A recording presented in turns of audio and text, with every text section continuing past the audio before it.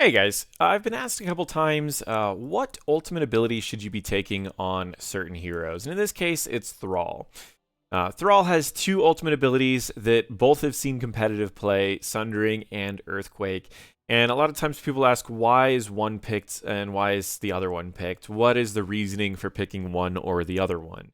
The first thing that I want to explain is that for Thrall, there is a default ultimate ability, and that's Sundering. Sundering is the ability that answers, it fits in nearly every situation, and it answers a lot of questions of the enemies. It does a lot of burst damage, which allows you to take out a enemy that is getting a little low before they can get a heal. It does a large stun, which allows it to be a engage or a disengage. And it also pushes people to the side, which means that you can push them into range of maybe an immortal stun or a boss stun or anything like that. Even the push can also possibly get you a camp if you can do it at a really good time or a really good place. So that's essentially the major default ultimate for Thrall. So why do we see some people picking Earthquake in competitive play, and what is the reasoning for picking Earthquake instead of Sundering? So first and foremost, what you'd want to be looking at is the what do they actually do?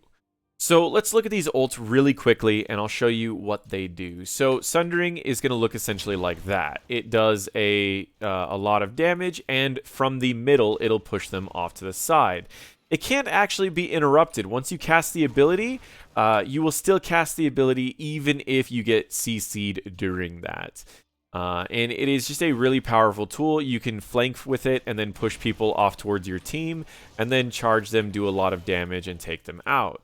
There are a lot of great pieces about it. So what is Earthquake? Let's reset the talents really quick, go into the same build. We're going to complete quests, and we're going to look at Earthquake. Earthquake, on the other hand, fires off this that does 74 damage every pulse, and every pulse that it does, it also slows everyone for 50%.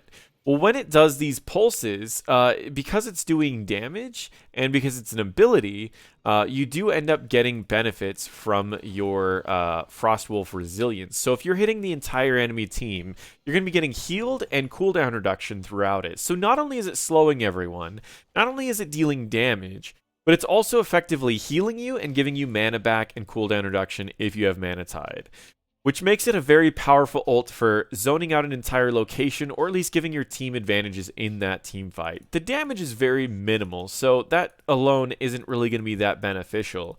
It's mainly just the value of the slows and the value of the extra heals and cooldown reduction that you're going to get from it.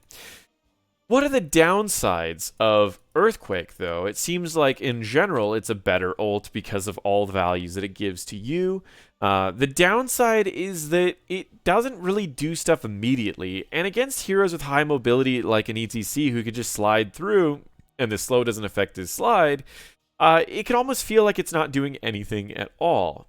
So if you have something like a Genji or an ETC Tracer on the enemy team, it's going to feel like Earthquake was essentially useless. So I'm going to tell you guys the 3 criteria that I always look for when I'm picking Earthquake over Sundering. Number 1 is they don't have a lot of mobility, like teleports or dashes, because the slow is going to feel useless with those. Number 2, that we don't need much burst damage or interrupts, as that's where Sundering is going to be necessary. And number 3, the map is most likely going to go to level 20. Why do I say level 20? Well, because the upgrades for these ults are very different. So if we were going to go up to level 20, let's talk about what these actually bring to your team for a second. So same build that we went before, except for let's pick up Earthquake, and we're going to be going into Frostwolf and Thunderstorm. So these are the options you can have at level 20. You can lower the cooldown of Sundering by 20 seconds, and it leaves an impassable rift. This is cool if you can lock someone into a specific spot or zone out a specific spot, but overall, this also stops your team from going in, so there's a high chance you might lock your team in, and if not, you might just save the enemies with something like this. So when you hit level 20 and you pick the Sundering ultimate ability, oftentimes people just pick up Windrush because they don't really like World Breaker that much. However, if anyone ever gets the Earthquake at level 10, it's almost always followed by Earth and Shield. And what this does is it makes it to where allies within Earthquake gain a shield equal to 15% of their max health each pulse. The shield lasts 4 seconds, the pulse lasts 4 seconds, meaning that they will have no more than a 15% shield, but they will be getting 3 15% shields. Imagine going into a fight with 45% more health on every single hero on your team. That's a guaranteed team fight win. It's one of the easiest ones in the game, and it is incredibly powerful. So if we were to pick this up, this is essentially what a fight would look like if you're playing a Thrall. You would probably start by doing a Q to slow down the enemies, let me complete the quest, and then you'd pop an ult, and you'd be gaining shields, you'd be firing off abilities, you'd be getting cooldown reduction, and you'd also be keeping your team alive, doing a ridiculous amount of damage. And it's just absolutely insane the amount of value that Earthquake brings to a team after level 20. So to answer the question of which ult should you be picking, the either Sundering or Earthquake, it comes down to, in my honest opinion, those 3 things. Pick Sundering as a default, and if you can match all 3 of these things where the enemies don't have a lot of mobility, you don't need burst damage or a stun to interrupt something, and the map will likely go to level 20, that is when you'll be picking up Earthquake.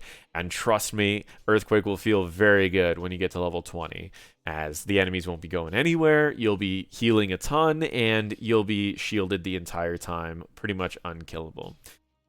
Thank you so much for watching, and feel free to check out my other videos.